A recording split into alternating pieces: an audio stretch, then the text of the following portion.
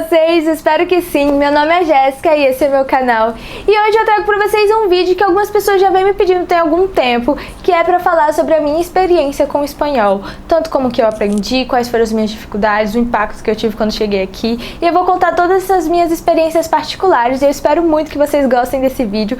Então já dá um like pra impulsionar o canal, que já estamos quase chegando nos 1000 inscritos e eu tô muito empolgada com isso, com vários projetos que estão vindo por aí. Então esse canal espero que cresça cada vez mais e eu conto com a sua ajuda. Sem dúvida, o espanhol é sim um idioma bem mais fácil de aprender para nós brasileiros, porque tem uma afinidade com o nosso idioma, tem algumas coisas que são parecidas, também tem uns falsos cognatos que a gente acha que significa uma coisa, mas tem outro significado totalmente diferente, porque é parecido com a palavra do Brasil, mas sem dúvida é realmente mais fácil. Eu tive espanhol meu ensino médio inteiro, sempre fiz a prova do Enem em espanhol e fui sempre muito bem, mas não se engane que assim, não é tão simples. Vim pra cá e tentar se virar, a gente até consegue de boa e vamos aprendendo errando, mas o problema maior é a prova que a gente precisa fazer para ingressar na faculdade, porque a UBA hoje exige um diploma de espanhol nível intermediário avançado. Então você não pode só, sabe, falar de qualquer jeito, você precisa falar de uma forma avançada já, para você conseguir esse diploma e você conseguir ingressar na UBA. É uma exigência que a UBA começou a colocar tem pouco tempo como forma de filtrar as pessoas que vêm pra cá. Então basicamente é assim, você precisa saber o espanhol pelo menos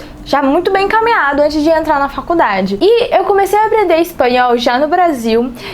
Na época eu tava trabalhando, então eu não tinha tanto tempo pra estudar como talvez eu teria se eu não estivesse trabalhando tanto. Eu e Renan trabalhamos bastante pra vir pra cá, juntamos dinheiro, enfim. E nós conseguimos pagar algumas aulas particulares de espanhol pra poder conseguir dar uma base melhor pra gente chegar até aqui e não passar tanto perrengue. Mas eu já sabia que a prova de espanhol ia exigir bastante da gente, então chegamos quase uns 2 meses antes pra conseguir fazer a inscrição na faculdade, mais de 2 meses eu acho que foi. Eu vim antes mesmo com a intenção de chegar aqui e aprender mesmo espanhol, vivendo no país, porque você precisa praticar, você precisa falar, você precisa escutar, entender os sotaques, então tudo isso é uma coisa que às vezes você só vai aprender mesmo quando você chegar aqui e viver a experiência. E as minhas primeiras atitudes para aprender o espanhol foi começando pela leitura. Eu gosto muito de ler, quem me acompanha no Instagram sabe disso, eu adoro livros de ficção, de aventura.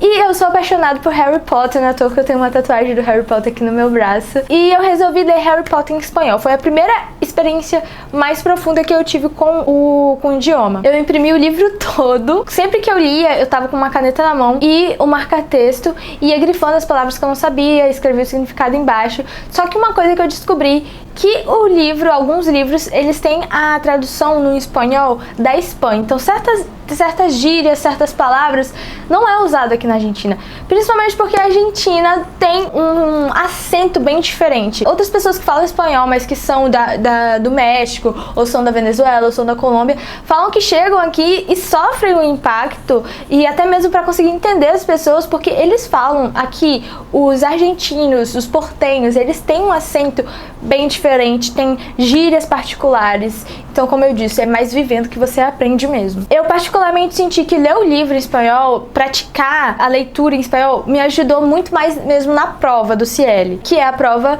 para eu conseguir o nível de intermediário avançado para entrar na faculdade. Então, para mim, aprender o espanhol precisa ser partido desse primeiro ponto, que é voltado para a prova. Você precisa sim se preocupar de uma forma mais detalhada, especificamente para o que a prova vai exigir, que é saber o seu nível de fala, o seu nível de interpretação em espanhol, o seu nível de leitura e o seu nível de escrita. Então você tem que aprender sim a gramática. Mesmo que lendo o livro não te ajude especificamente a falar ou a entender o espanhol portenho, vai te ajudar muito na prova de avaliação de espanhol. Quando nós chegamos aqui, eu e Renan vivemos quase um mês conhecendo a cidade, tirando foto, gravando vídeo, e depois nós começamos a voltar a estudar a gramática. Então, o segundo ponto que a gente mais investiu foi estudando a gramática, tanto lá no Brasil quanto a gente chegou aqui já na Argentina. E como já tínhamos pagado a prova, porque nós resolvemos fazer a prova aqui na Argentina, que saía muito mais barato que no Brasil, então quando você paga a prova, libera pra você lá no site do CIEL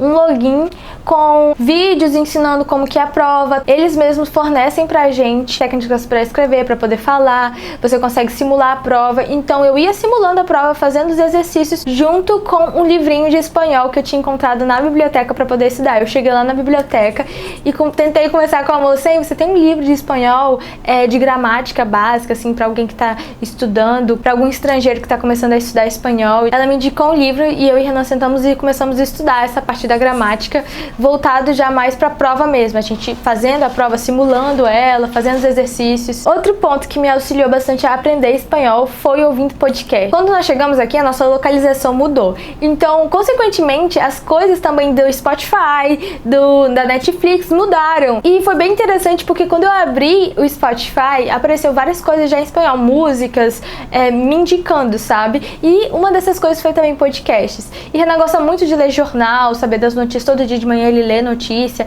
Lendo jornal também foi uma coisa que auxiliou a gente. É um meio rápido de leitura e de informação, né? E nisso ele acabou descobrindo podcasts também do próprio jornal. Então você começa não só a aprender o idioma, como também a entender o país. Eu acho super importante a gente se preocupar em ler jornais, buscar saber o que está acontecendo, porque você, se for vir pra cá, vai viver aqui por bastante tempo e não tem como a gente não se preocupar e nem se envolver com esses assuntos. Eu acho extremamente negligente você viver aqui e nem sequer conseguir compreender por que estão fazendo protesto, o que eles estão reivindicando. E o interessante também, ó, é você entender um pouco da economia, porque o próprio jornal já vai te dando informações sobre como que tá a economia da Argentina. E aí você começa também a entender e ter uma noção quando a cotação vai aumentar, quando que ela vai cair. Ultimamente a cotação estava subindo horrores, chegou a 32, R$1 para 32 pesos.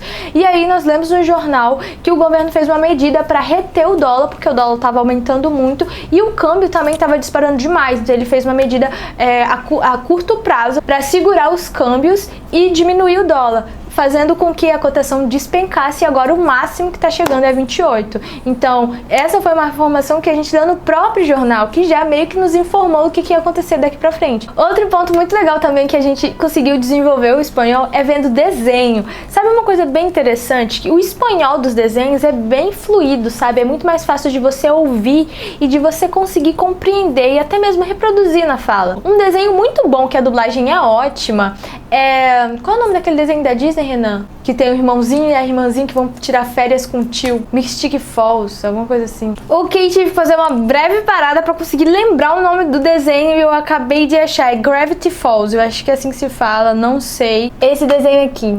Eu e Renan assistimos todos os episódios e é um desenho muito legal e tem um espanhol muito bom. Só que a questão é o seguinte, o sotaque não é portenho. Não sei se é mexicano, eu acho que é mexicano. Mas já te ajuda a entender a conjugação dos verbos, a construção das frases. E eu acho isso essencial. O acento, se preocupe mais quando você chegar aqui. Particularmente é o que eu coloquei pra mim. E foi assim que eu aprendi. Hoje o meu espanhol não é perfeito, não tem um acento portenho maravilhoso, mas eu sei que eu tenho muito mais facilidade e fluidez. Eu tava conversando isso com o Renan, que no começo eu era tão desesperada, sabe? Eu tinha muita vergonha de falar em espanhol. E eu comecei a quebrar isso, porque eu percebi, não tem como eu aprender se eu não tentar. E hoje eu falei com o Renan esses dias, nossa, conversando com ele em espanhol ainda, falei isso conversando em espanhol. Nossa, como hoje é bem mais fácil pra falar. Eu percebi que isso não é mais um monstro na minha vida. Tô vivendo aqui e quebrei essa barreira de medo do espanhol, de falar com as pessoas, porque era uma coisa que eu tinha na minha vida. Eu vim pra Buenos Aires pra viver o espanhol e eu morria de medo de falar mal, das pessoas me olhar com cara feia, porque eu já tive essas experiências de você falar e as pessoas não entender direito, e a pessoa olhar assim pra mim, sabe, com desdém, às vezes franzir a testa e olhar pra você tipo, que foi nesses momentos que eu comecei a aprender. Percebi as minhas dificuldades, o que precisava aprender, igual como que você fala o R com a garganta, o R com a ponta da língua. Então você vai entendendo isso, errando, não tem jeito. Passa vergonha às vezes? Passa. E hoje uma das minhas maiores dificuldades com o espanhol não é mais com a fluidez. Hoje é a máscara, porque me atrapalha muito a tentar conversar com as pessoas, porque eu não falo muito alto. Essa sou eu falando alto. Se eu não estivesse com o microfone, você iria perceber que eu não tô falando muito alto. É um som bem, sabe? Mas é uma coisa que eu vou ter que aprender a viver, né? Porque a máscara vamos ter que usar até sabe Deus quando. Eu conheço pessoas que têm extrema facilidade em falar em sotaques diferentes, em acentos diferentes. Eu acho que não sei se fala sotaque, né? Eu acho que é acento mesmo. Tanto, eu vou falar com acento mexicano, vou falar com acento venezuelano, com acento portenho, e eu acho isso muito legal, sabe? Quero já sinto que eu estou nessa fase de começar a tentar falar com os acentos diferentes, assim, falando só do acento portenho, só com acento mexicano. Eu sei que o meu acento hoje é muito mais venezuelano, porque eu só conheço pessoas venezuelanas aqui, eu não tenho muitos amigos argentinos. Quando essa pandemia acabar e quando a faculdade começar, eu acredito que eu vou ter mais oportunidades. Até lá, estarei vivendo com os venezuelanos e falando mais parecido com eles, não tem jeito, né? Mas é isso, gente. Um grande beijo pra vocês e não esqueça do joinha e de comentar pra você dizer o que você achou desse vídeo. Beijo, beijo e até o próximo vídeo. Tchau, gente!